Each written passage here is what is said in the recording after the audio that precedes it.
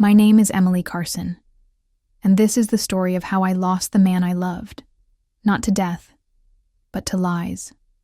His lies, her betrayal, and the devastating truth neither of them had the courage to speak. If you're watching this, let it be a lesson. Devotion doesn't always earn loyalty, and love doesn't guarantee forever. I met Jake Thompson during our junior year in college. He had this easy smile and a laugh that made you forget the world. He was charming, kind, and smart in that distracted, brilliant kind of way. We clicked instantly, and by the time we graduated, we were inseparable. When Jake proposed under a blanket of stars on a chilly spring night, I didn't even let him finish the question before I said yes. Our wedding was simple but beautiful, the kind you dream about when you still believe in fairy tales. We were just two people building a life. It wasn't perfect, money was tight, and work was stressful, but it was ours. And then one night, everything shattered. It was raining hard. I remember because I told Jake not to go out. He said he needed air. An hour later, I got the call from the police. Accident, critical condition, you need to come now. I rushed to the hospital and found Jake unconscious, battered, hooked up to machines. The doctor's words blurred together. Spinal trauma, permanent damage, paralyzed from the waist down. My world stopped spinning. From that moment, I became Jake's caregiver.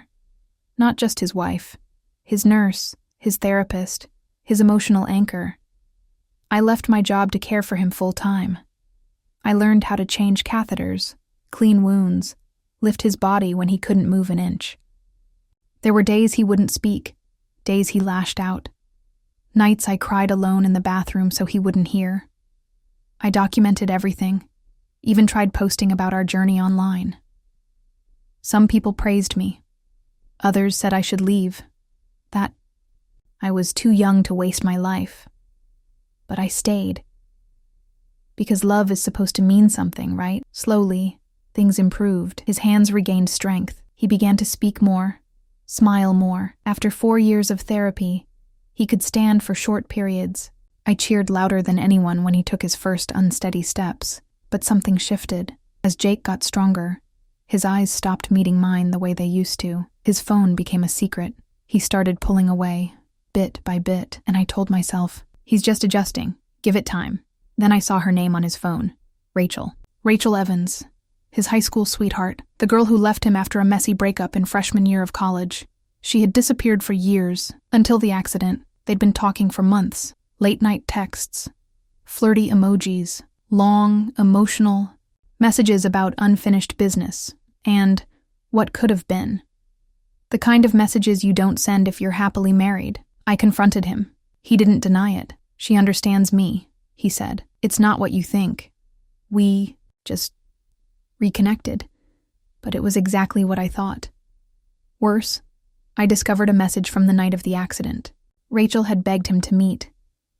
She said she needed closure, just one conversation. That was why he went out that night. That was why he was in the car.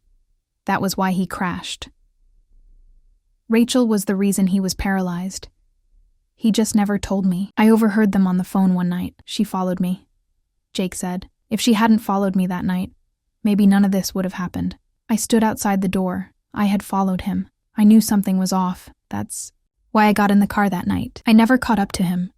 Never saw the accident until the flashing lights lit up the rain. But in his voice, I heard blame, regret, not for the accident, but for me being there. And suddenly it all made sense. Why he pulled away. Why he looked at me like a stranger. It wasn't just that he'd fallen back in love with Rachel. He blamed me for what happened to him.